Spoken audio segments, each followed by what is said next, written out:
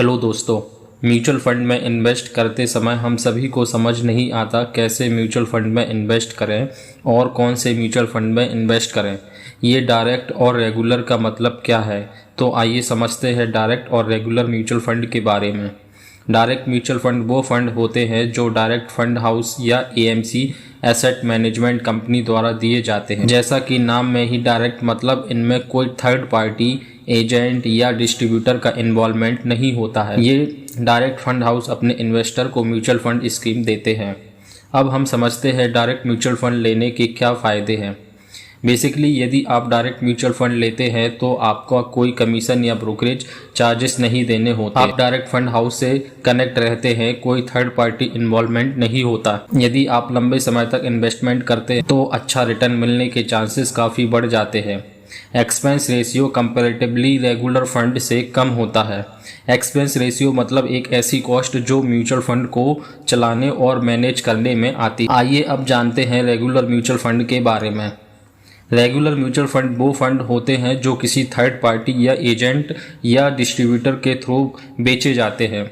जैसा कि इसमें थर्ड पार्टी या डिस्ट्रीब्यूटर का इन्वॉल्वमेंट होता है तो इसमें कुछ कमीशन या ब्रोकरेज चार्जेस भी देने होते हैं जो हम डायरेक्ट पे नहीं करते किसी भी एजेंट या डिस्ट्रीब्यूटर को, जबकि फंड हाउसेस या एएमसी द्वारा कमीशन एजेंट को दिया जाता है एक्सपेंस रेशियो के द्वारा। जिसकी वजह से रेगुलर म्यूचुअल फंड के एक्सपेंस रेशियो मतलब मेंटेनेंस चार्जेस थोड़े ज़्यादा होते हैं डायरेक्ट म्यूचुअल फंड के कंपैरिजन में। कैसे पता करें कि कौन सा म्यूचुअल फंड रेगुलर है और कौन सा डायरेक्ट?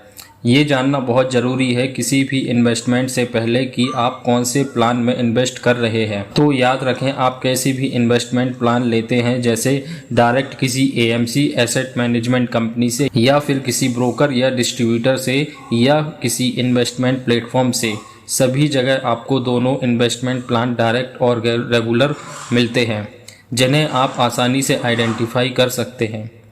जो भी म्यूचुअल फंड आप ले रहे हो उसमें आपको स्कीम या म्यूचुअल फंड के नाम के साथ डायरेक्ट या DIR वर्ड मिल जाएगा, जिससे आप पता कर सकते हैं कि ये डायरेक्ट प्लान है। सेम इसी तरह आपको रेगुलर या REG वर्ड मिल जाएगा रेगुलर प्लान के नाम के साथ। कैसे इन्वेस्ट करें म्यूचुअल फंड में? आप ऑनलाइन और ऑफलाइन दोनों तरह से म्यूचुअल फंड में इन्वेस्ट कर सकते हैं।